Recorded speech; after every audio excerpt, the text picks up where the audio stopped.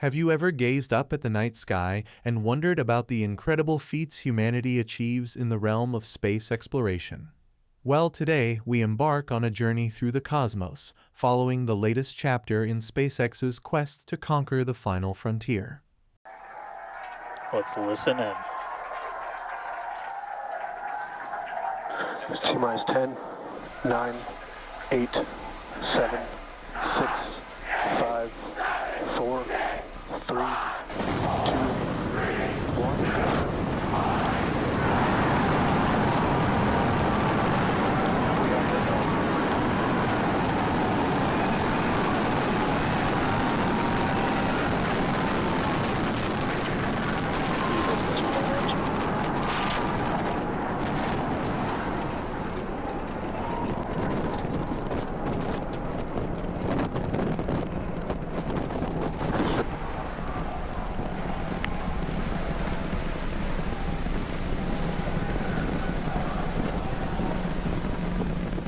It's a crisp morning in Texas, the anticipation palpable as SpaceX's Starship rocket stands tall, ready to breach the Earth's atmosphere for the third time.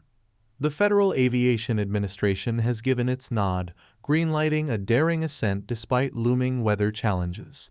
As the clock strikes 8:25 a.m. Central Time on March 14, a thunderous roar heralds the liftoff, propelling the world's tallest rocket skyward. Nestled within SpaceX's Starbase launch site near Brownsville, the stage is set for another historic voyage. But this flight isn't just another routine launch, it's a symphony of innovation and ambition. Unlike its predecessors, this mission charts a new course, sending Ship 28 on a trajectory that traverses oceans and continents, culminating in a splashdown in the vast expanse of the Indian Ocean. Yet, as the journey unfolds, challenges emerge. Communication falters, and the Super Heavy Booster 10 falls shy of its intended splashdown zone in the Gulf of Mexico. Despite setbacks, the spirit of exploration remains undeterred.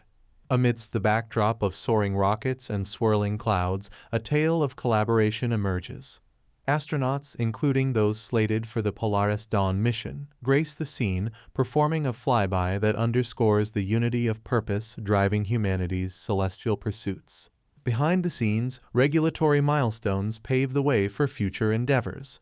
The FAA's issuance of critical documents, including a tiered environmental assessment and a finding of no significant impact, clears bureaucratic hurdles, signaling a resolute commitment to advancing space exploration responsibly.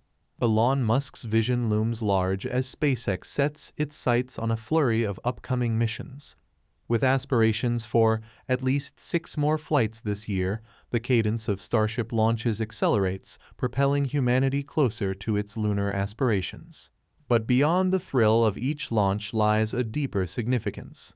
Starship's success isn't just about breaking records. It's about laying the groundwork for humanity's next great leap.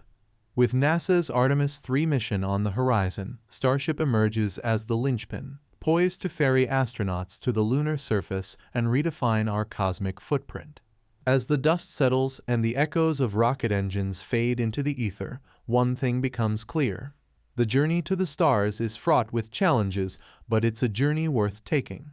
From the vast expanse of the cosmos to the bustling launch pads of Earth, humanity's quest for knowledge and exploration knows no bounds.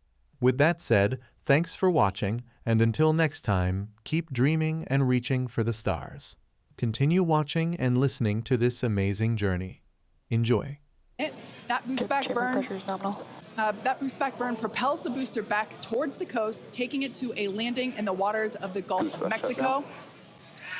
We're only using the Super Heavy Booster's 13 center engines from here on out. As whenever they relight, you'll be able to see that in the left bottom corner. Those are the ones that can gimbal. In other words, they move and change direction in order to change the thrust to steer the first stage back to Earth.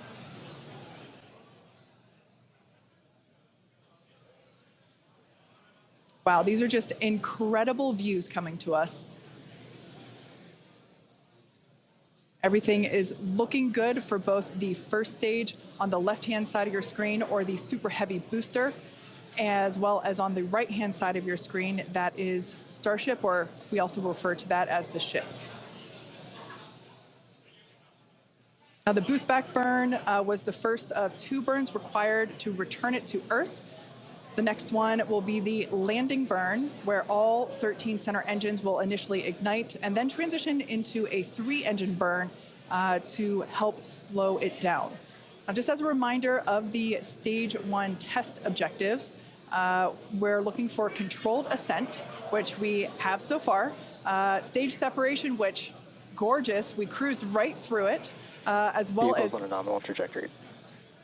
Good news there, telling us that the path that Starship is on is good. Now, Starship's second stage is still firing its engines, and as you heard, following planned flight path, the ship objectives, we're looking for hot staging, again, cruised right through that. We're looking to demonstrate controlled ascent, as well as orbital insertion. Now, the bottom right-hand corner of your screen shows the ship engine graphics, so be sure to keep an eye on those. Yep, Kate, like this is just a phenomenal test so far. Super Heavy is performing beautifully today. It's on its return leg of the journey. Ship continuing to burn its 6 engines, those larger circles, the Raptor vacuum engines, the inner circles, the Raptor sea level engines. We're about 30 seconds away, just under 30 seconds away from the start of the boost back burn. Excuse me, the landing burn on the booster. You can see the grid fins rotating. Those hypersonic grid fins are guiding us through the atmosphere back towards our splashdown site. Again, we're going for a for a splashdown, a soft splashdown. So for landing burn, we're going to expect to see the 13 center engines light, rapidly bring down the booster's velocity, and then just the 3 in the center for splashdown. Let's see if that'll work.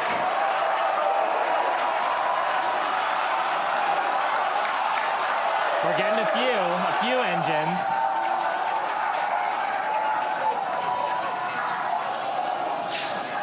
And acquisition of signal. We'll see if we can get some other video of that. Now, this is a test objective today. It is still something that we're attempting to learn. And to make it that far, to demonstrate the controlled re-entry up to that point is pretty darn good. Ship continuing to look nominal with its ascent burn. This burn lasting about 6 minutes total. And we're expecting that this burn will end just after T+8 minutes, about a minute from now. So far, though, I mean, congrats to the team. Making it this far is farther than we've gone. Absolutely. On Flight 2. Just wonderful views and great engine performance from the vehicles.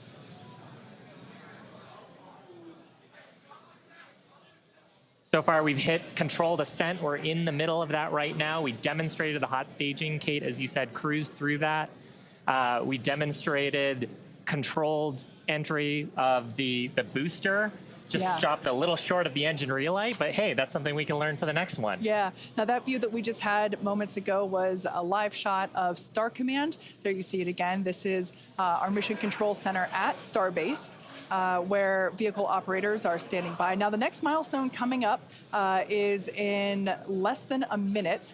At that point, ship will, or I'm sorry, actually it already has. Ship engine cut off. There we go.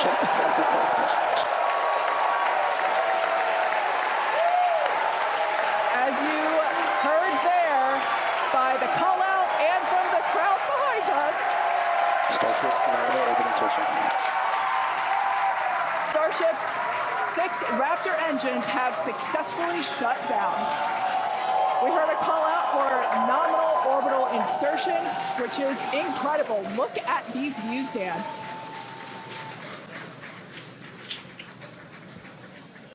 I'm just completely blown away right now. What a day. Congratulations to the entire SpaceX team. I mean, this flight pretty much just started, but we're farther than we've ever been before. We've got a Starship not just in space, but on its coast phase into space. Just to recap where we've come, and it's only been 9.5 minutes. How has it only been 9.5 minutes? We lifted off right on time at 8:25 a.m. We didn't have to hold at our gate at all. We had 33 out of 33 Raptor engines open up and light and get us through a nominal ascent. Another successful hot stage. All 6 engines on the ship propelling us into orbit. We did see what looked like a nominal boost back burn.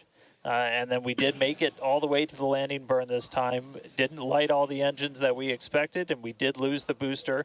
We'll have to go through the data to figure out exactly what happened, obviously. So be on the lookout for information about that. But wow, a ship in space. We've got a bunch of, as we said, ambitious objectives ahead of us. Over the next couple of minutes and pretty much over the next hour, where we're going to we've got the ship in space. We're now going to take advantage of this and try and learn as much as possible about some of the other systems, including that first ever Raptor relight in space. So it's just going to be incredible. So all of that still to come. The mission just started, but wow, what a liftoff! What a hot stage! What an amazing sight to see Starship there in outer space. I can't believe we're seeing it in space. This is awesome. One-way view. We hope to maintain these views throughout. Starship is so big that we're hoping that the plasma field doesn't entirely blanket the entire vehicle. Right now, it is not. The Starlinks are Views brought to you by Starlink. Yeah, the Starlinks are still communicating and still capturing the data and the video that we see here. I mean, Shiva, this is just absolutely incredible views. We've never seen anything like this before. This is the biggest flying object ever in space. Absolutely, Kate. And it's important to note, with the ascent burn that we did was to get us to orbital velocities, even though we were on a nearly orbital trajectory. So the heating and the loads that Starship is going through right now are what it would be getting if it were recovering from an orbital mission. And just the fact that we have views through entry, this is incredible. Yeah. Again, this is the furthest and fastest that Starship has ever flown. And you can definitely tell by the crowd here in Hawthorne. The heat shield tiles doing their work. We talked about it earlier. Up to 2,600 degrees Fahrenheit that those heat shield tiles are dissipating as we are re-entering. Yeah, now this was one of the critical, or rather the key mission objectives that we were hoping to hit today. We have never, like I said before, this is the fastest and furthest that Starship has ever flown. So this is the first time that we're getting to collect this re-entry data and understand how these 18,000 hexagonal heat shield tiles are working together to protect the belly of Starship as it re-enters the Earth's atmosphere. Once again, the atmosphere is doing us a big favor here by... 80 kilometers altitude. The atmosphere is actually doing us a huge favor here by acting as a braking system for Starship as it re-enters the atmosphere. And that's part of the reason why the flaps are so important. We're using the body of Starship and the drag from the atmosphere to slow